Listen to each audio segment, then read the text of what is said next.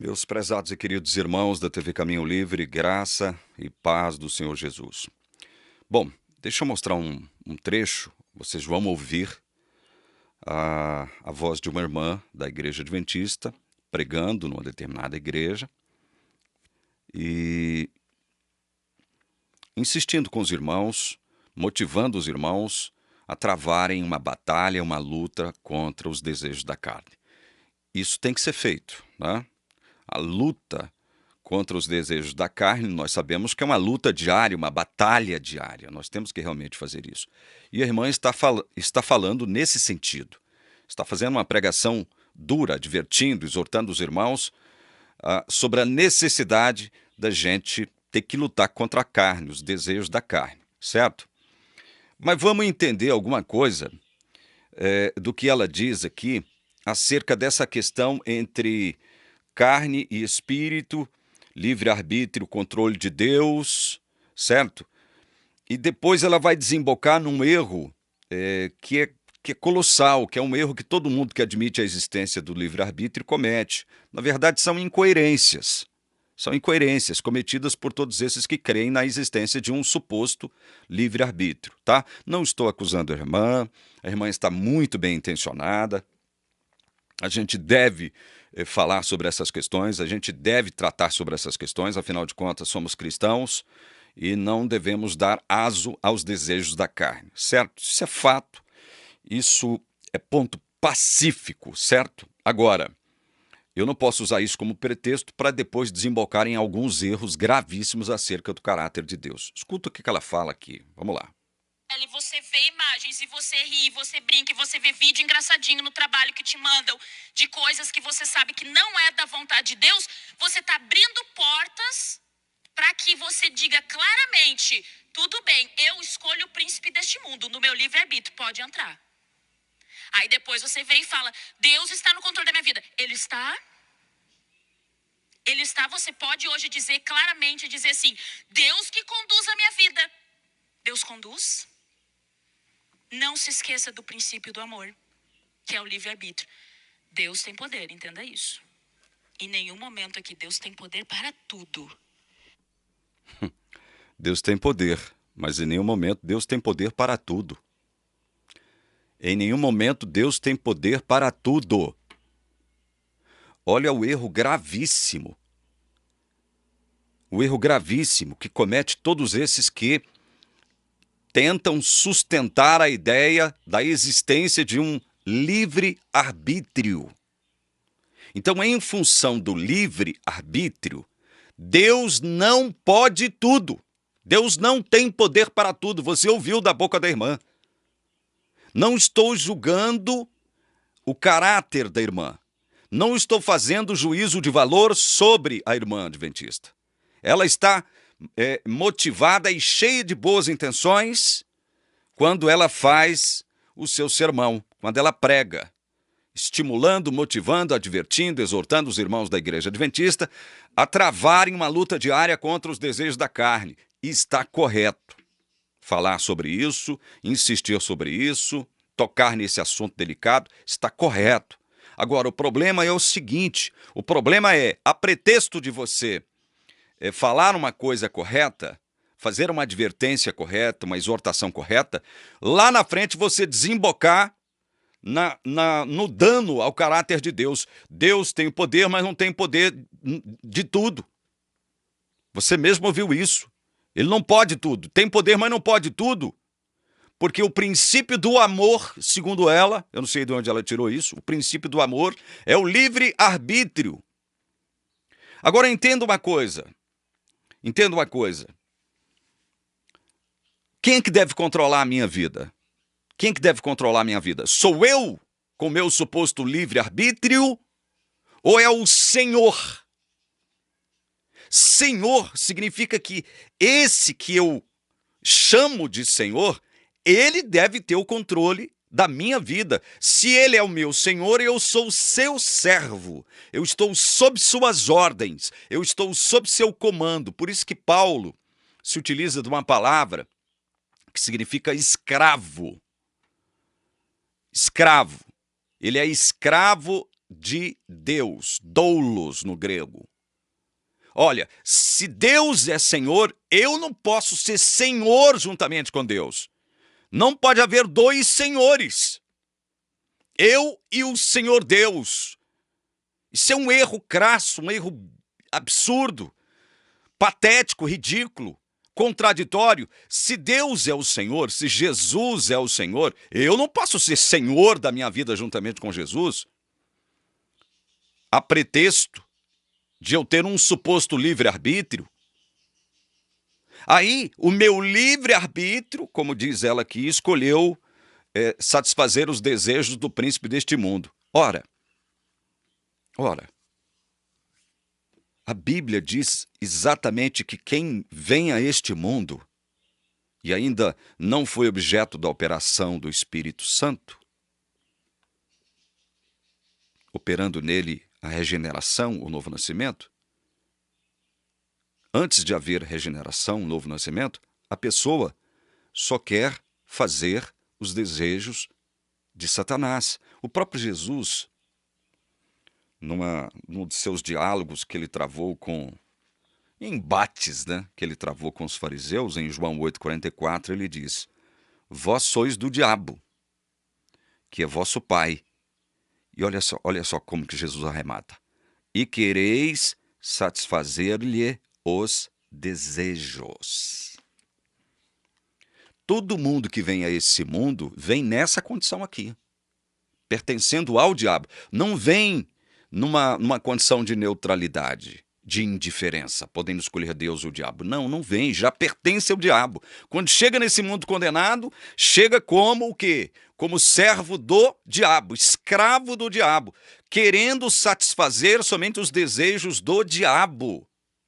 Por isso é que Paulo, no meu último vídeo eu tratei disso, por isso é que Paulo, em 2 Timóteo, capítulo 2, versículos 25 e 26, ele deixa bem claro isso, olha, disciplinando com mansidão os que se opõem, na expectativa de que Deus lhes conceda não só arrependimento para conhecerem plenamente a verdade, mas também o retorno à sensatez, livrando-se eles dos laços do diabo, tendo sido feitos cativos por ele para cumprirem a sua vontade. Olha, nós chegamos a esse mundo enquanto cativos do diabo, querendo fazer somente a vontade do diabo. Quando a gente chega a esse mundo e o Espírito Santo não operou ainda em nós a regeneração, o novo nascimento, que nos torna novas criaturas em Cristo Jesus, o que acontece com o ser humano? Ele só quer satisfazer os desejos do diabo, os desejos da carne. Essa irmãzinha, como 100% dos adventistas, nunca entendeu isso. Nunca entendeu isso. Essa irmãzinha nunca entendeu essa questão. Por isso é que Paulo vai dizer que a carne pende para a morte, é inimiga de Deus, pois não está sujeita à lei de Deus, nem mesmo pode estar. Ou seja, é impossível que um ser humano na carne possa se sujeitar à lei de Deus e, portanto, não pode agradar a Deus. Não existe essa coisa de livre-arbítrio. Existe liberdade de agência que te confere capacidades tais como fazer escolhas e decisões, mas nunca em favor de Deus ou em direção a Deus. A irmãzinha nunca entendeu isso. Aí ela vai dizer que Deus, porque o homem tem um livre-arbítrio, Deus ele tem todo o poder, mas não tem o poder de tudo. Por quê? Porque o livre-arbítrio limita, ou limitaria, se ele existisse mesmo, limitaria o poder de Deus sobre você. Deus pode todas as coisas, menos intervir na sua vida, porque você tem livre-arbítrio. Então, olha só. Ou eu tenho livre-arbítrio, sou o senhor de mim, deixo Deus fora da minha vida, Deus não terá o controle da minha vida, não será senhor da minha vida. Ou então, Deus é o senhor da minha vida e eu renuncio a esse suposto livre-arbítrio e deixo Deus controlar a minha vida. Eu estou falando deixo, porque é uma linguagem antropomórfica, é humana essa linguagem, né? Ela é humana. Deus, quando quer agir em uma determinada pessoa, ele não pede licença, ele só não violenta a pessoa, ele não violenta a pessoa, ele convence a pessoa, ele persuade a pessoa, né? Ele vai aqui na inteligência e convence, persuade a pessoa, ele não age com violência. Mas Deus, quando quer agir em uma determinada pessoa, ele age, ele não precisa pedir permissão. Ele é Deus, ele é o Senhor da nossa vida. Agora, se eu tenho livre-arbítrio, como eu sei que você que está me assistindo pode pensar que tem, eu sou Senhor da minha vida. Eu sou Senhor da minha vida. Não pode haver dois senhores. Jesus é o Senhor, mas aí eu sou o Senhor porque eu tenho livre-arbítrio. E Jesus só vai agir na minha vida, como Senhor, que Ele é, de verdade, se eu renunciar ao meu livre-arbítrio. Mas aí vem o Adventista e diz, não, o seu livre-arbítrio é que permitirá Deus agir em você. Isso é uma das coisas mais ridículas que o cristianismo pode propor para o mundo.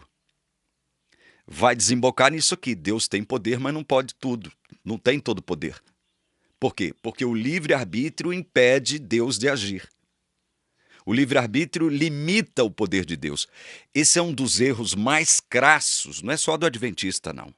Esse é um dos erros mais imbecis, idiotas, sustentados pelo arminianismo, essa orientação teológica satânica, diabólica. Por quê? Justamente por isso aqui.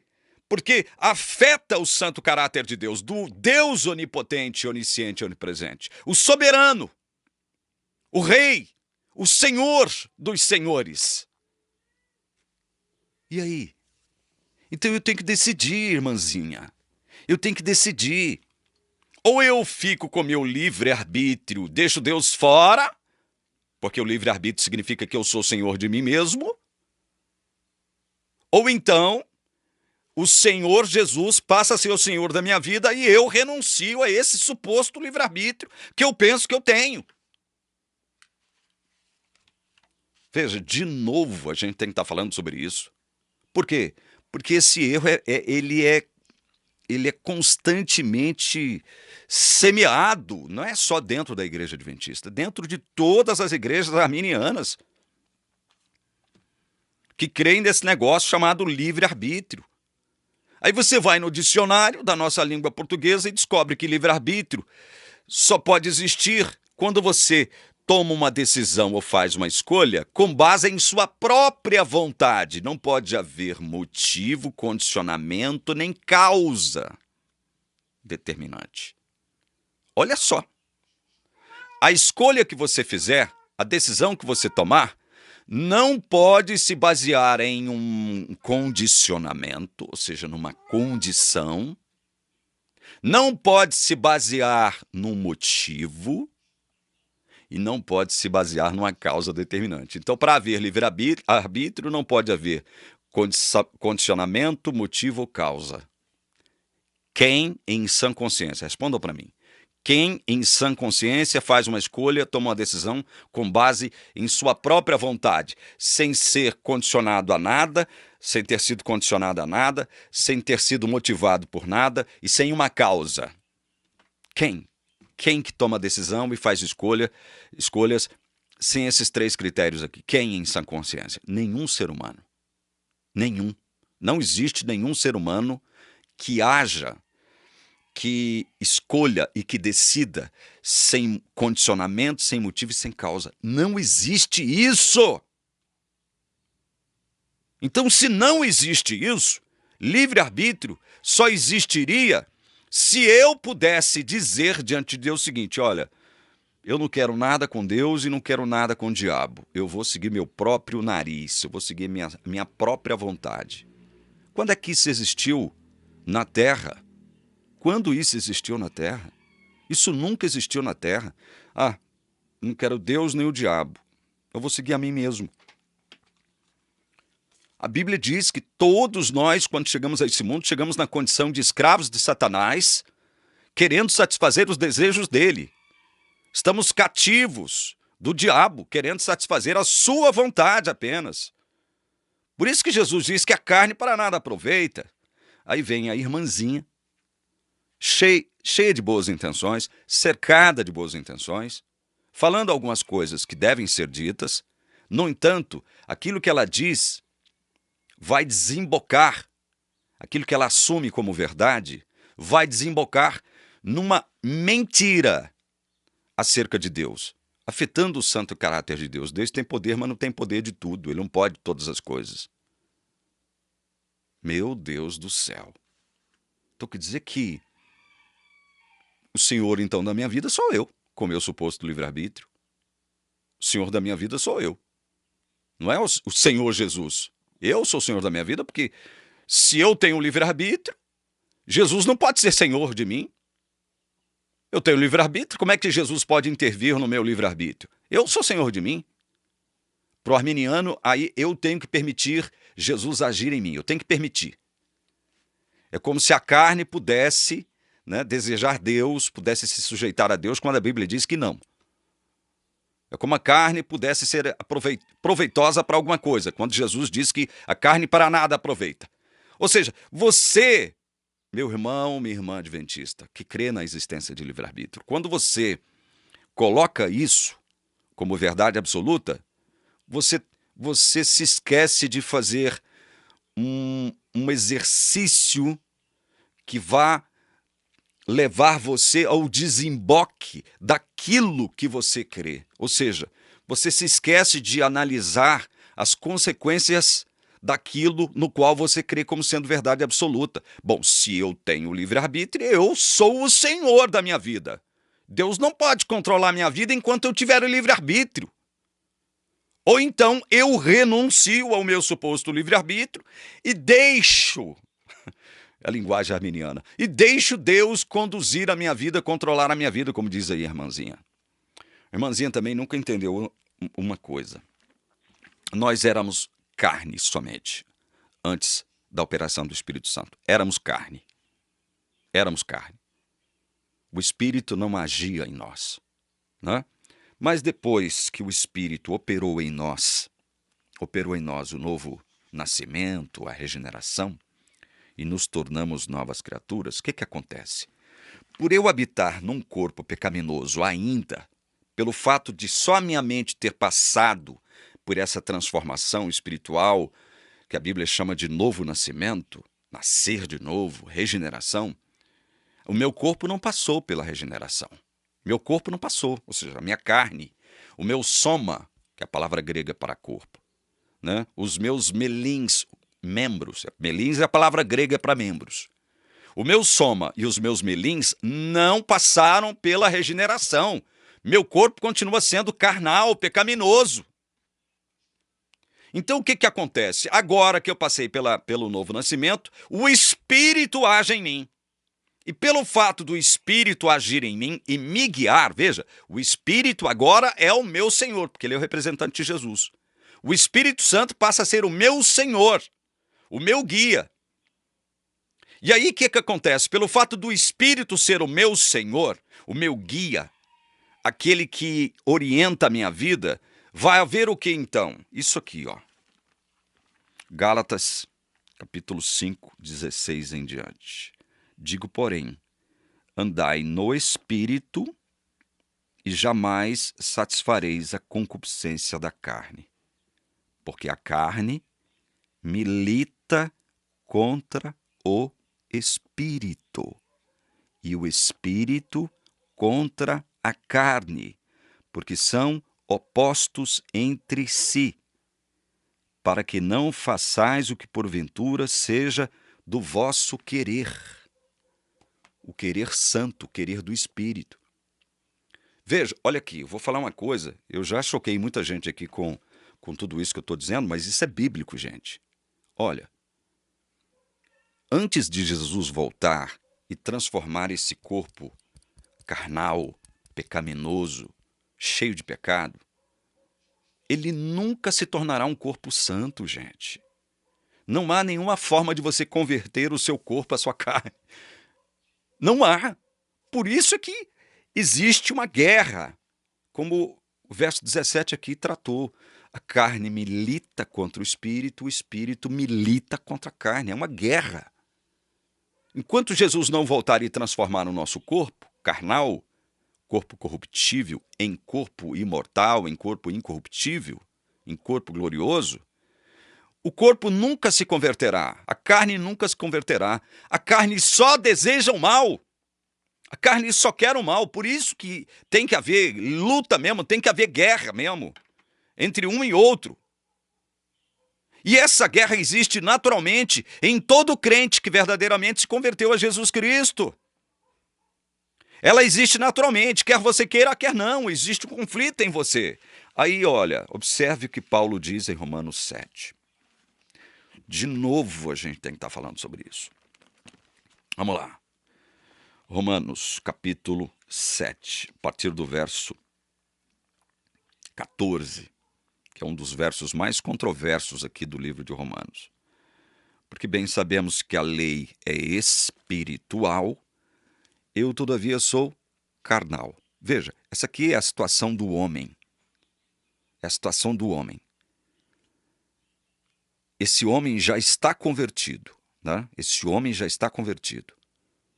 Porque Paulo estava convertido quando ele escreveu Romanos. Ora bolas, que coisa mais óbvia, né?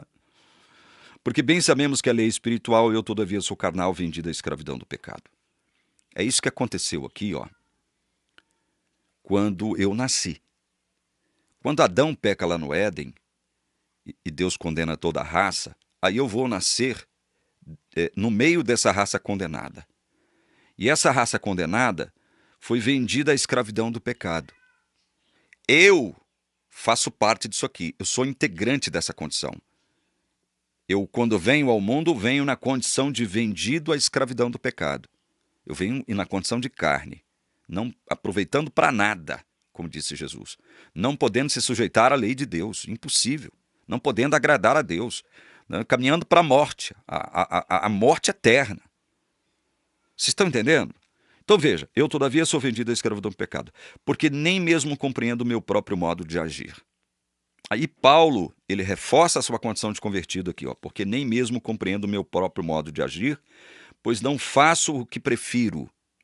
Ele está falando, não faço o que prefiro enquanto homem de Deus. E sim o que detesto, enquanto homem de Deus.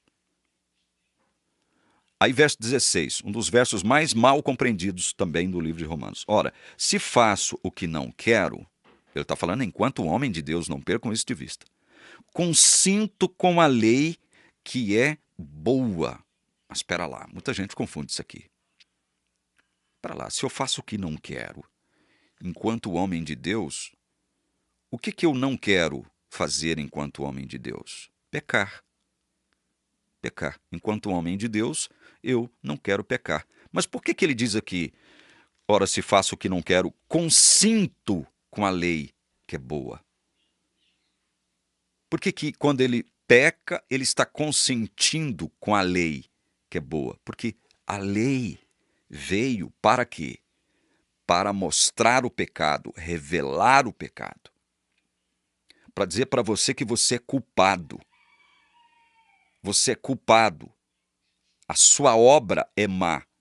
Ela traz culpa. A lei faz isso. A lei não veio com o objetivo de salvar. A lei veio com o objetivo de condenar. É nesse sentido que Paulo fala, ora, se eu faço o que não quero, que é o pecado, né? Consinto com a lei que é boa. Em que sentido, então, ele consentia com a lei?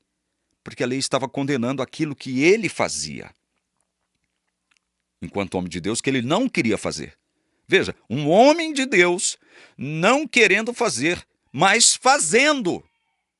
Mas fazendo. Essa é a realidade do crente. Aí olha aqui no verso 17. Neste caso, que caso? Quando ele faz o que ele não queria, enquanto homem de Deus, né? Neste caso, quem faz isto? Já não sou eu, mas o pecado que habita em mim. Olha só, nenhum adventista ainda, 100% adventista, entendeu isso aqui. Paulo não está dando uma desculpa para a existência do pecado em sua vida.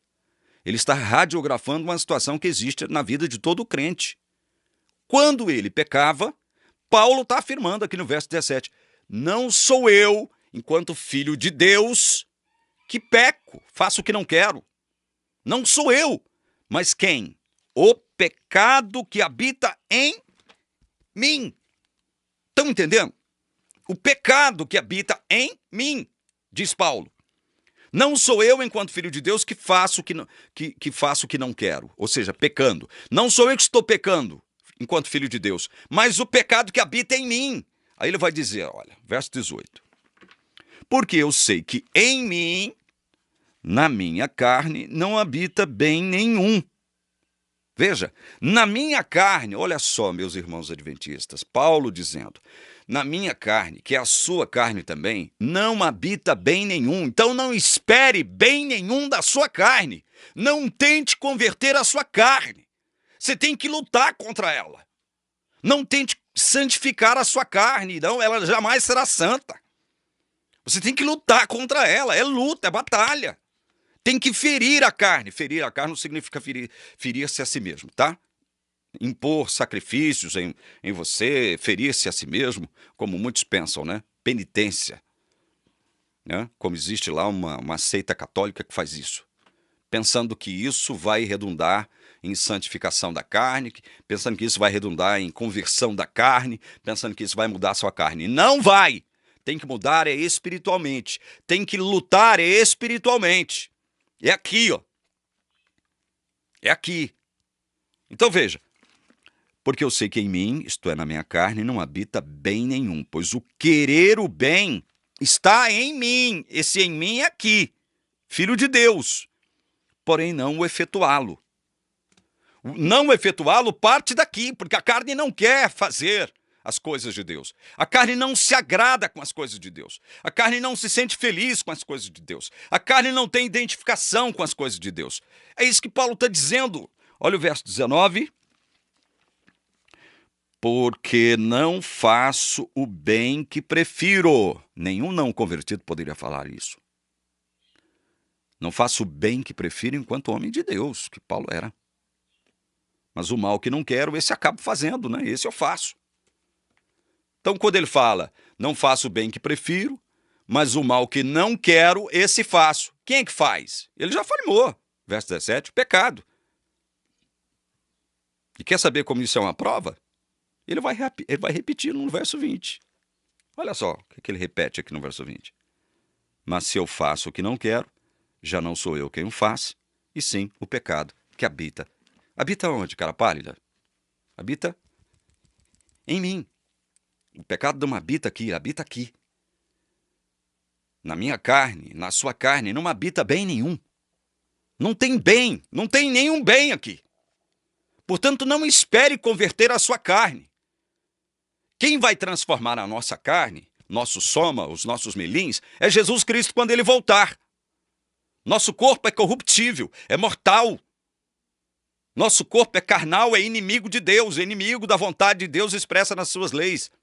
Nosso corpo é inimigo de Deus. Nossa carne é inimiga de Deus, ela não quer satisfazer o espírito. Ela não tem essa intenção. Portanto, vai haver o que? Sempre, até Jesus voltar e transformar nosso corpo. O que vai haver sempre? Guerra entre espírito e carne. Guerra. Então, onde é que está o livre-arbítrio aí? Onde é que está o livre-arbítrio aí? Eu fui objeto do novo nascimento. Fui regenerado.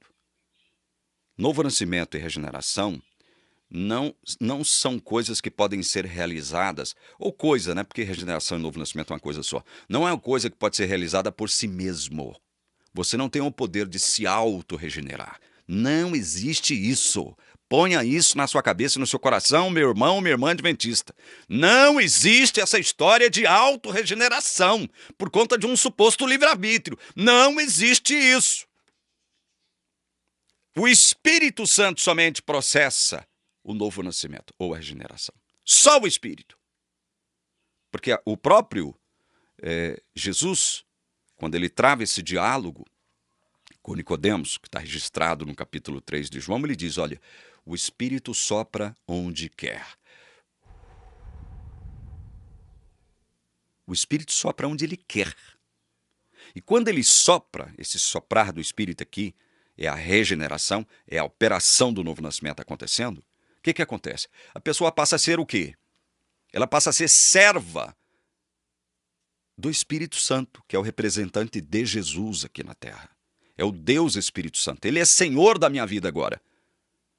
Você não... Veja, se você possuísse livre-arbítrio, você deixaria de possuir ele aí.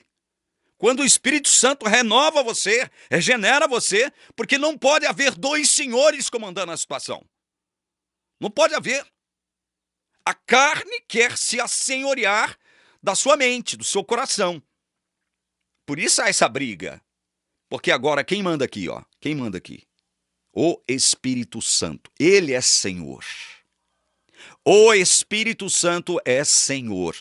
Você, então, a partir disso, esquece essa história de livre-arbítrio, irmão. Esquece esse negócio de livre-arbítrio. Ou você é Senhor e o Espírito Santo fica de fora, porque você não quer nada com ele. O seu livre-arbítrio não vai querer nada com ele. Ou você, então, entende que o Espírito Santo, no momento em que ele te regenerou, te concedeu o dom do arrependimento, o dom da fé, o dom do entendimento, e agora você crê em Jesus Cristo como seu Salvador e Senhor. Não pode haver você com seu livre-arbítrio mais. Acabou essa história de livre-arbítrio. Não pode. O Espírito Santo tem que ser o Senhor da sua vida. Porque se o Espírito Santo não for o Senhor da sua vida e você renunciar a esse suposto livre-arbítrio, famigerado livre-arbítrio, você jamais vai vencer uma batalha contra a carne. Você jamais vencerá. Você será derrotado pela carne. Então esqueça essa história de livre-arbítrio lutando contra a carne. Não existe isso. Quem luta contra a carne é o Espírito Santo. Ele é o Senhor da minha vida e da sua vida, irmão ou irmã. Para com esse negócio. Aí você fica limitando o poder de Deus como essa irmãzinha faz aqui, ó. Deixa eu voltar de novo para você ver como isso é grave. Olha aqui. Deixa eu voltar aqui.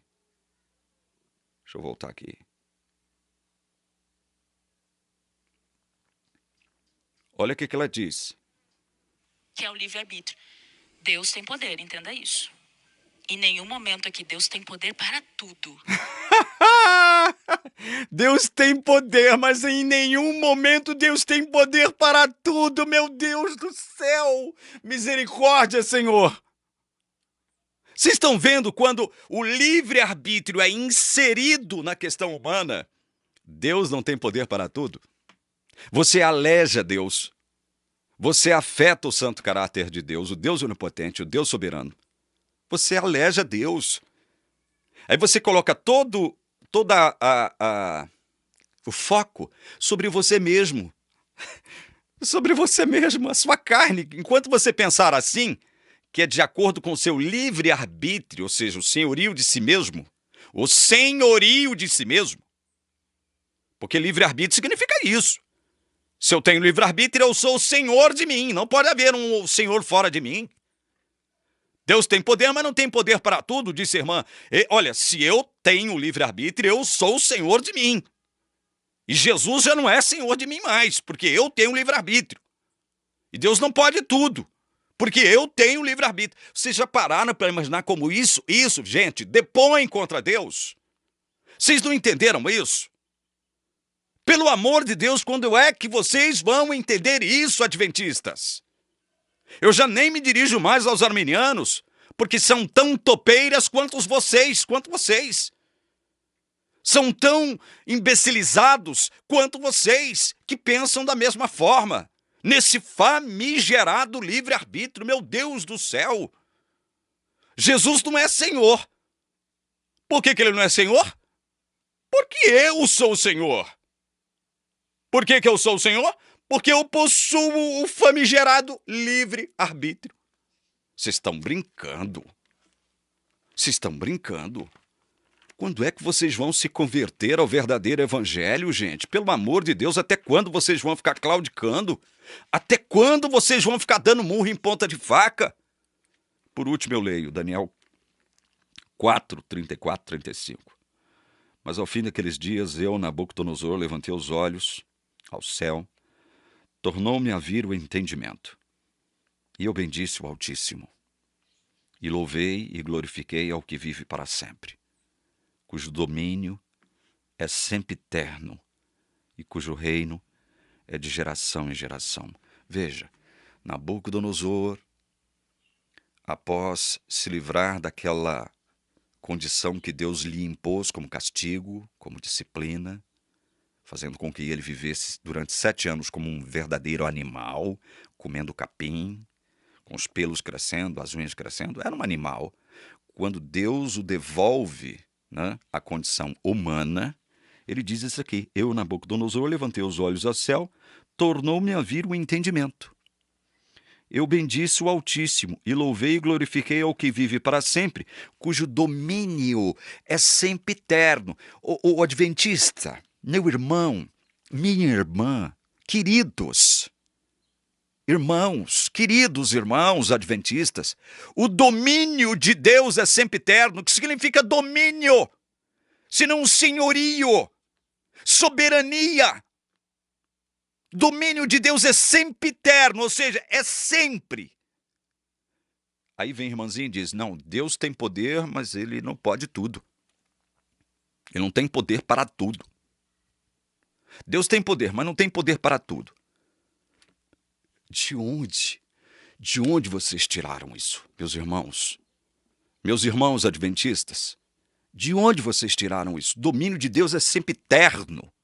Domínio, senhorio, soberania. Sempiterno, ou seja, é sempre. Cujo reino é de geração em geração. 35. Todos os moradores da terra são por ele reputados em nada. E segundo a sua vontade, esse que tem o domínio sempiterno, veja, segundo a sua vontade, ele opera com o exército do céu e os moradores da terra. Você quer entender isso aqui? Esse Deus que possui o domínio sempiterno, ele opera de acordo com a sua vontade, tanto com anjos quanto com homens. Ele opera segundo a sua vontade, não a sua, não a minha. Ele opera com todos os moradores da terra, segundo a vontade dele, não segundo a sua, segundo a minha. Meu suposto livre-arbítrio. Deus tem poder, mas não tem poder para tudo. Não pode tudo. De onde você tirou esta afirmação herética? Irmão, irmã, de onde você tirou isso? Dias atrás eu acompanhei uma pregação do Ted Wilson, presidente da Mundial dos Adventistas, dizendo que nós somos senhores da nossa vida. Você é senhor da sua vida. Aliás, ele não disse senhor da sua vida, senhor do seu destino. Você é o senhor do seu destino. É mesmo. É mesmo. Então quer dizer que se você é o senhor do seu destino, Jesus não pode ser senhor da sua vida. Não pode. Não pode haver 2 senhores. Você não concorda com isso? Não pode haver 2 senhores. Você não pode servir a 2 senhores, a si mesmo e ao Senhor Deus. Se existe livre-arbítrio, você é senhor de si. Se existe livre-arbítrio, aí sim, você é senhor do seu destino. Hã? E Jesus não é senhor da sua vida, não pode ser senhor da sua vida. Não há quem lhe possa deter a mão, nem lhe dizer o que fazes. Não há ninguém nesse planeta Terra que possa deter a mão de Deus quando ele decide fazer alguma coisa segundo a sua vontade com todos os moradores da Terra. Quando é que vocês vão entender isso? Meus irmãos adventistas, quando é que vocês vão entender isso? É sério. Não estou falando com cinismo nem com sarcasmo. Quando é que vocês vão entender isso? Quando é que vocês, adventistas do 7º dia, deixarão de odiar a palavra de Deus? Quando é que vocês vão deixar de odiar a palavra de Deus? Em função do amor que vocês têm a essa organização corrupta. Ou a igreja é senhora da sua vida, Ou então a palavra de Deus é senhora da sua vida, irmão. Quando é que você vai deixar de odiar a palavra de Deus por conta do seu amor pela organização? Que não tem amor nenhum por você. A organização não está nem aí para você, ó. Está pouco se lixando para você. Eu ia falar uma expressão bem feia aqui, bem fedida, mas não vou falar.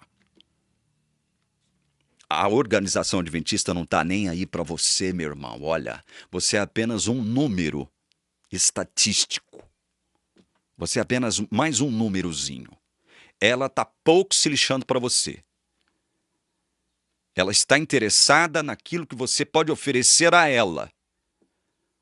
Porque a igreja adventista, ela tem sempre que estar chamando o foco para si mesma, virando os holofotes para si mesma, como se ela fosse uma organização santa. Uma organização que obedece os mandamentos de Deus, todos eles. Uma organização.